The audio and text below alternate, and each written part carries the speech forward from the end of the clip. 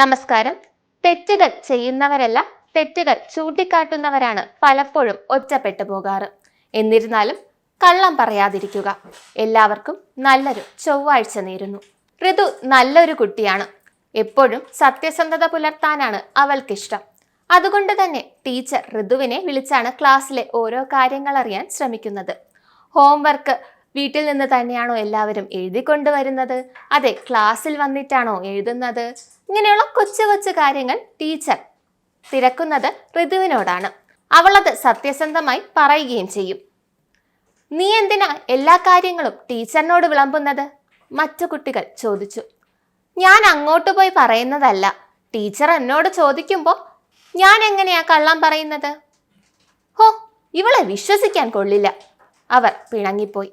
എന്നാൽ ഇതൊന്നും കാരണം തൻ്റെ സത്യസന്ധത വിടാൻ ഋതു ഉദ്ദേശിച്ചിട്ടില്ല. കാരണം അവർ കള്ളം ചെയ്തിട്ടാണ് ടീച്ചർ അവരെ വഴക്ക് പറയുന്നത്. കൂടാതെ അവർ തന്നെയും കള്ളം പറയാൻ പ്രേരിപ്പിക്കുന്നു. അത് തെറ്റ് തന്നെയാണ്. ആ ഒരു ചിന്താഗതിക്കാരിയാണ് ഋതു. ഋതുവിന് ഒരു അടുത്ത സുഹൃത്തുണ്ട്, പേര് ഗംഗ. നീ ടീച്ചറിന്റെ പെറ്റാണല്ലോ, നീ എല്ലാ കാര്യങ്ങളും ടീച്ചറിനോട് പറയുന്നത് കൊണ്ടാ ടീച്ചർ നിന്നെ സ്നേഹിക്കുന്നത്, ഗംഗ പറഞ്ഞു. അങ്ങനെയൊന്നുമില്ല, ഞാൻ അങ്ങോട്ട് ചെന്ന് ഒന്നും പറയുന്നതല്ല. എൻ്റെ അടുത്ത് ചോദിക്കുമ്പോൾ ഞാൻ കള്ളം പറയാതില്ല, അത്രേ ഉള്ളൂ.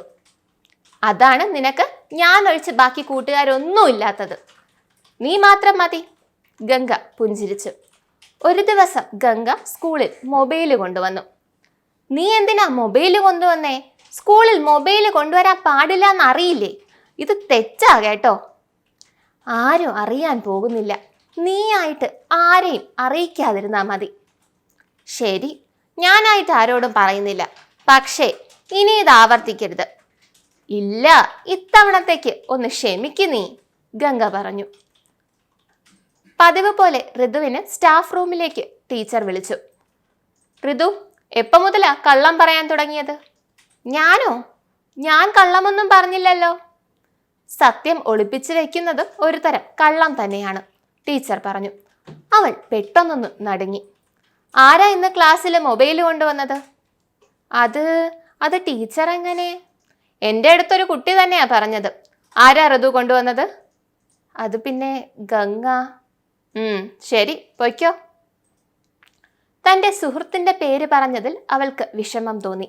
പക്ഷെ ആദ്യമേ തന്നെ ടീച്ചറിന് ആരാണ് മൊബൈൽ കൊണ്ടുവന്നത് എന്ന് അറിയാമായിരുന്നു എന്നും ഋതുവിന് മനസ്സിലായി.